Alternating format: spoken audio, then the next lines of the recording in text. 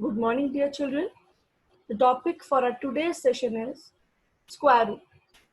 The square root of a number is a number you can multiply by itself to give you that same number. Thus, square of 2 is 4. Therefore, square root of 4 will be 2. Square of 3 is 9.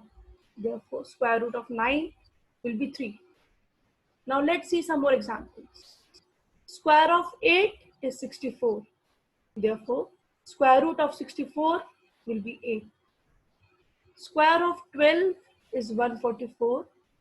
So, square root of 144 will be 12. Square of 1 is 1. Therefore, square root of 1 will be 1.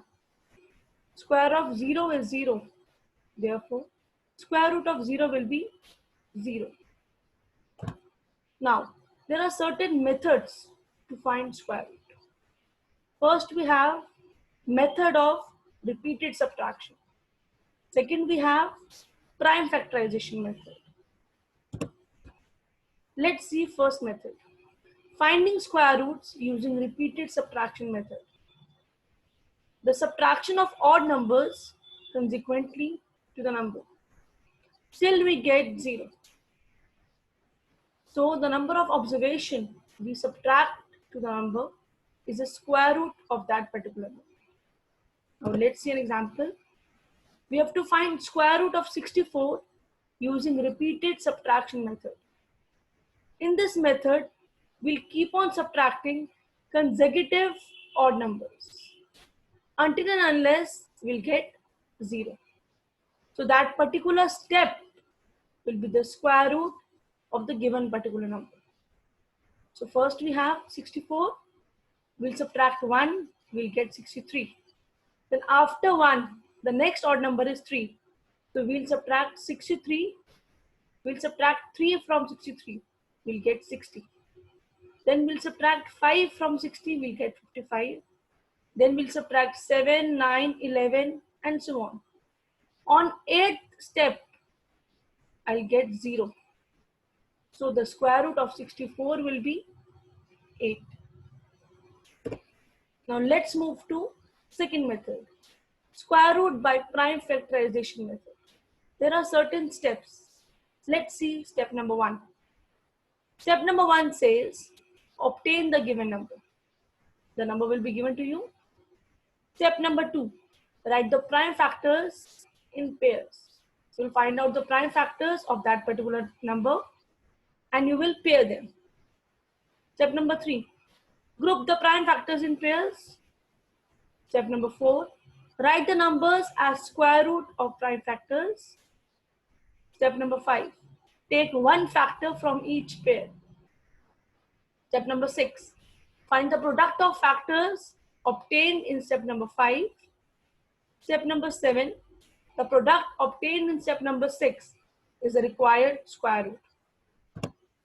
Now let's see example number 1. Find the square root of 484 by prime factorization method. First of all, we have to find out prime factors of 484. We'll write down as a product of primes, we will get 484 will be equal to 2 into 2 into 11 into 11. Then we'll make pairs.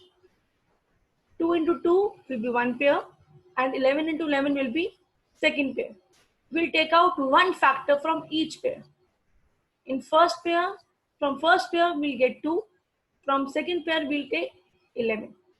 Multiply both of them. We'll get square root of 484 will be 22. Now let's see second example. Finding the square root of 4356 by prime factorization method. First of all, we'll take out prime factors of 4356. We'll get 2 into 2 into 3 into 3 into 11 into 11. Then we'll make pairs. 2 into 2 into 3 into 3 into 11 into 11. Now take out one factor from each pair. We'll get 2, 3 and 11. Multiply all of them. We'll get 66. So therefore, square root of 4356 will be 66. Now move on to third example. Find the smallest whole number by which the following number should be divided so as to get a perfect square. Also find the square root of the numbers so obtained. First we have number 2925. Step number 1. Let us find the prime factors of 2925 using the method of prime factorization method. We'll find out prime factors of 2925. We'll get 5 into 5 into 3 into 3 into 13. Since 13 remains without a pair, so 2925 must be divided by 13 to make it a perfect square. So if I'll divide 2925 with 13, I'll get 225. You can see, taking each factor from each pair, we'll get 5 into 3. Therefore, square root of 225 is 15. Moving on to fourth example. Find the smallest number multiplied by 90 to get a perfect square. Again, take out the prime factors of 90. We'll get 2 into 3 into 3 into 5.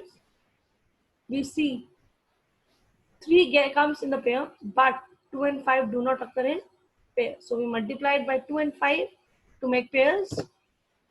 So our number becomes, we have multiplied 2 into 5 both the sides.